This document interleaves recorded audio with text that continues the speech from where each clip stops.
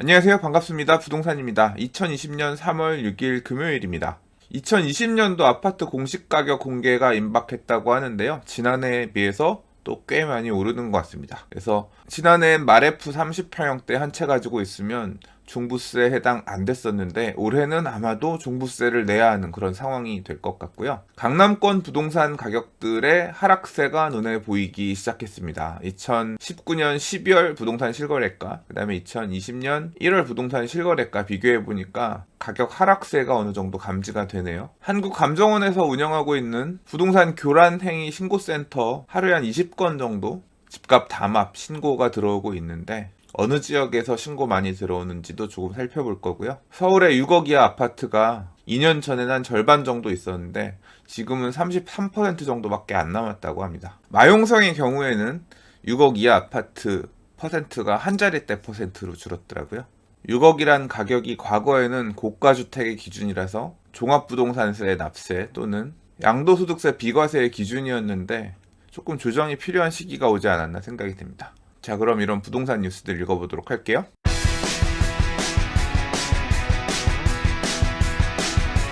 첫 번째 뉴스입니다. 정부가 19일께 공동주택 공시가격 예정 가격을 공개한다고 합니다. 그래서 의견 청취를 할 것이라고 하는데요. 제목에서 보시는 것처럼 15억 넘는 서울 아파트 가격은 한 20에서 30% 정도 오를 것 같다고 합니다. 무슨 얘기냐? 공시가격 현실화율을 고가주택 내에서도 금액대별로 차등화해서 시세 9억 원에서 15억 원 사이 같은 경우는 한 시가의 70%선, 그 다음 15억 원에서 30억 원 사이는 시가의 75%, 30억 원 이상은 시가의 80%까지 현실화율을 끌어올리기로 했는데, 이 경우에 실거래가 신고된 가격들을 토대로 해서 다시 역산해 보면 마포레미안 푸르지오 마레프 전용 85제곱미터 30평형대의 경우에는 시가 15억 원 선의 75% 선인 11억 원에서 12억 원 정도로 공시가격이 오를 것으로 추산되며, 작년에 마레프가 대략 한 8억 5천 선이었으니까 11억에서 12억까지 올라가게 되면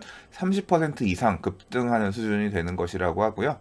강남의 대표 새 아파트라고 할 수 있는 아크로 리버파크, 아리팍 전용 84 30평형대의 경우에는 시가의 80% 선을 잡으면 대략 공시가격이 24억 원 수준까지 오를 수 있고, 지난해 공시가격이 17억에서 19억 원 선이었던 것에 비교해 보면 대략 26%에서 38% 수준까지 공시가격이 오르는 것이라고 합니다. 1주택자라고 하더라도 공시가격이 9억을 초과하게 되면 9억 초과분에 대해서 종합부동산세를 내게 되는데요. 마포레미안 푸르지오 30평형대 한 채 공시가격이 11억에서 12억 정도 선에서 정해진다고 하면 9억 초과분인 2억에서 3억 원에 대해서 종합부동산세를 납부해야 되는 거죠. 마레프 30평형대 한 채 갖고 있어도 종부세 내는 2020년이 될 것 같습니다.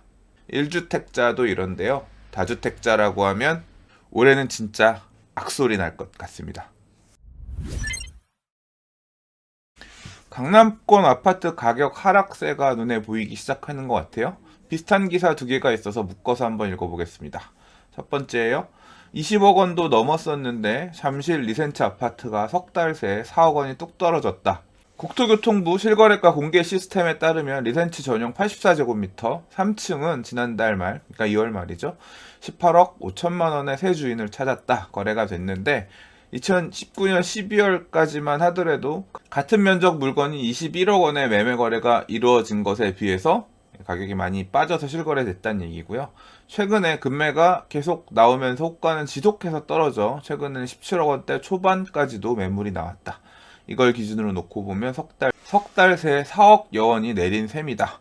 엘스 리센츠 트리지움이라고 불리며 리센츠와 잠실 아파트 삼형제라고 불리는 중 엘스와 트리지움 역시 하락하고 있고, 이전 최고가보다 1억 5천만 원에서 3억 원 이상 내린 가격으로 거래된 사례가 나오고 있다. 이번에 18억 5천에 거래된 매물이 3층이라서 비로열 매물이죠. 그래서 가격 상한가, 같은 단지라고 하더라도 상한가가 있으니까 3, 4억 하락했다는 기사의 내용을 전체를 다 온전히 받아들이기는 힘든 부분도 있습니다만, CB16 부동산 대책 이후에 송파권역의 리딩 단지라고 할 수 있는 엘리트 레파, 엘스, 리센츠, 트리지움, 레이크 팰리스, 파크리오까지 이 가격 하락세는 일단 확연히 드러나는 것으로 보입니다. 인근 제2공인 관계자는 대출이 막히고 1주택자의 갭 투자도 하기 힘들어진 데다 자금 출처 조사까지 강화하는 등 주택 구매를 할 때 규제가 많다 보니 매수 문의가 크게 줄었다며 매도가 급한 집주인들이 급매를 내놓으면서 호가가 내려가는 분위기라고 전했다고 하는데요.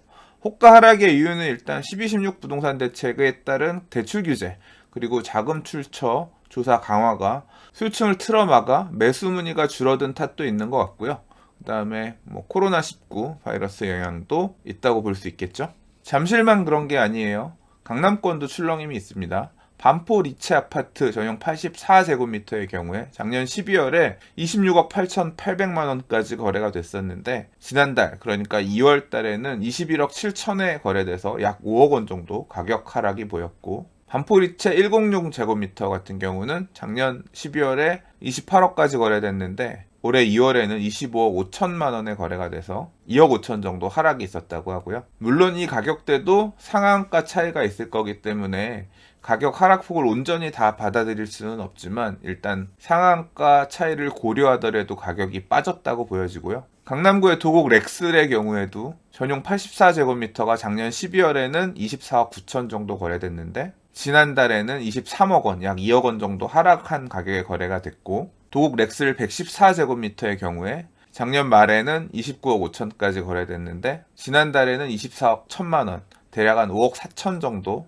낮은 가격에 실거래된 사례들이 있다고 합니다. 이런 거래 사례들에 대해서 전문가별로 약간 의견이 갈리는데요. 최상욱 전문위원은 규제 영향에 따라서 15억 초과 아파트들의 시장이 위축된 것이다, 이렇게 진단을 했고요. 이러한 부동산 규제 효과가 시차를 두고 나타나면서 결국은 올해 주택가격은 마이너스로 전환할 가능성이 있다, 이런 식으로 의견을 내세웠고요. 고준석 전문가는 거래량이 현저히 줄어든 가운데 일부 급매에 따른 현상일 수가 있다, 향후 거래량과 가격 추이 지켜봐야 된다, 이렇게 얘기를 했습니다. 아직 모른다, 이런 식으로 답변하기도 했고요. 박원갑 KB국민은행 수석부동산 전문위원은 재건축 및 초고가 아파트들의 약세가 뚜렷하게 보이긴 하지만 현 시점에서는 조정으로 보는 게 맞고, 향후 금리 인하 가능성, 그래도 강남이지, 이런 강남 불패 인식 등에 대한 변수가 있어서 아직 하락세를 논하기에는 이르다, 이렇게 답변했다고 하고요. 함영진 직방 빅데이터 랩장은 강남권의 전세 가격이 오르고 있는 데다가 금리 인하 카드도 유력시되고 있어서 코로나19 사태에 따른 경기 둔화가 심각하게 나타나지 않는 한은 강보합 정도로 보고 있다, 이렇게 이야기를 했습니다. 부동산 네 의견, 네 생각은 어떠냐, 이렇게 물어보신다면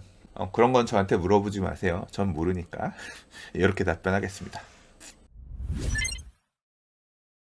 혹시 디스코라는 부동산 서비스 아시나요? 밸류맵이랑 비슷한 서비스인데요. 토지나 건물, 상가 등을 보시는 분들께는 굉장히 유용한 서비스죠. 자, 지금 보시는 이 화면이 디스코 화면인데요. 모바일 앱도 있고요. 이렇게 웹에서도 사용하실 수 있어요. 보시면 지도 안에 가격들이 이렇게 표시가 되고 있죠. 그런데 이 디스코에 새로운 서비스가 추가가 됐는데 뭐냐면 등기 또는 등이라고 써져 있는 거 보이시죠? 등기부 등본 열람 서비스가 추가됐다고 합니다. 자, 그냥은 안 되고요. 회원 가입을 하셔서 로그인을 하신 상태에서 요 눌러보시면 오른쪽 편에 관련된 정보들이 이렇게 나오는데 이 끝에 보면 등기 변동 사항이라고 해서 변동이 있는 경우에 이렇게 등기들이 나와요. 보시는 것처럼 등기 열람도 일부 가능해졌습니다. 눌러보면 등기부 등본, 네, 이런 식으로 등기 변동 내역을 시간 순으로 나열해서 볼 수 있게끔 기능이 추가됐다고 합니다. 등기 떼는 거 귀찮았는데 이렇게 등기 있는 경우에는 슥슥 쉽게 볼 때는 편할 것 같고요. 수도권 소재 단독주택, 토지, 빌딩에 우선 적용하고요. 추후 전국 아파트, 다세대 주택, 상가 등으로 확대한다고 합니다. 재개발 구역 안에 물건들 볼 때, 거래 사례들 볼 때 되게 편하겠죠. 한남 뉴타운인데요. 들어가서 보게 되면 어떤 물건이 언제 얼마 거래됐는지 개략적으로 이렇게 나오죠. 대략 한남 뉴타운 3구역 정도로 추정되는데 다가구 주택 48평 대지, 연면적 64평짜리 다가구 주택이 20억에 매매가 됐네요. 등기를 눌러보면 등기 열람까지 쉽게 할 수 있죠. 아파트와는 달리 재개발 구역 물건들이나 일반적인 토지, 건물 등 같은 경우는 직관적으로 이런 내용 보기 힘들었는데 굉장히 편하게 활용할 수 있을 것 같습니다. 한국감정원에서 부동산 교란행위 신고센터를 운영하고 있지요. 운영을 시작하고 나서 257건의 신고가 들어왔는데요. 하루 평균 20건 정도 신고가 들어온 거라고 합니다. 어느 지역이 집값 담합이 많다고 신고가 쏟아졌을까? 내용을 까보니까요. 부동산 시장 교란 신고 1, 2위는 강남, 서초, 송파 등의 인기 지역이 아니라 주로 수도권 지역이네요. 인천이 가장 많다고 합니다. 인천 남동구가 15건으로 1등, 그 다음에 인천 연수구가 13건으로 2등, 용인 수지 12건, 남양주 11건, 화성 10건, 주로 수도권 지역들의 신고가 많이 있었다고 하고요. 서울 지역은 어떠냐? 성동구가 4건, 강북구가 3건, 강동구가 3건, 나머지 22개 구는 1건에서 2건 정도만 있었다고 합니다. 신고 대상은 중개업자를 신고하는 경우도 있지만 주로 입주민들이 신고 대상으로 나타난다고 하네요. 간첩 신고는 국번 없이 113, 부동산 가격 담합 신고는 1833-4324. 세상에 이런 걸 다 신고하는 세상이 되어버렸네요.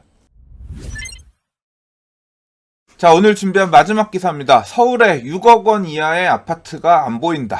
6억 원 이하 아파트가 2018년 5월에는 전체 아파트 중에 51% 정도 있었는데 현재는 33% 정도밖에 안 됩니다. 표 보시면 아시겠지만 부동산 114 시세 데이터 기준으로 놓고 볼 때 9억 원 이상 아파트는 39.2%로 굉장히 많이 늘었고요. 6억 원 이하 아파트는 33.1%로 굉장히 많이 줄었습니다. 특히 직주 근접이 용이한 마용성, 마포, 용산, 성동구의 6억 이하 아파트 같은 경우는 굉장히 많이 줄었는데요. 마포 같은 경우에는 2년 전에 6억 이하 아파트가 한 35% 정도 되던 게 9% 한 자릿대로 내려왔고요. 용산은 19% 정도 있었는데 3%, 용산은 용산이죠. 성동구는 24% 정도 있었는데 5%로 줄었다고 합니다. 그러면 6억 원 이하 아파트 비중이 많은 지역은 어디냐? 노도강 금중구. 금관구가 아니에요. 금중구입니다. 노도강, 노원, 도봉, 강북, 금중구, 금천, 중랑, 그 다음 구로. 이렇게 6개 구가 6억 원 이하 아파트 비중이 절반이 넘는 곳. 어쩌면 풍선효과, 상승장 말미에 보이는 풍선효과가 앞으로 진행될 지역이라고도 볼 수 있을 것 같고요. 마용성에 비해 집값이 낮으면서도 직주 근접이 가능해서 신혼부부들의 첫 집으로 선호하는 서대문구, 동대문구, 은평구, 성북구 등도 2년 전엔 6억 원 이하 아파트 비중이 70% 내에 달했지만 현재는 30에서 40%로 줄었다고 합니다. 작년에 동대문, 청량리 일대 이런 데 같은 경우는 엄청 핫했죠. 그리고 뉴타운에 새로 지어지는 아파트들 같은 경우는 10억 원을 넘어갑니다. 서대문구의 가재율 뉴타운이나 동대문구의 전농답심리 뉴타운, 성북구의 기름 뉴타운 센터피스 어마어마하게 비싸죠. 은평구도 올해 수색증산 뉴타운의 수색 4구역 첫 입주, 그리고 통일로 라인의 녹번동, 홍제동, 그 다음에 응암동 새 아파트들 입주하면서 10억 넘는 아파트들 많이 생겼죠.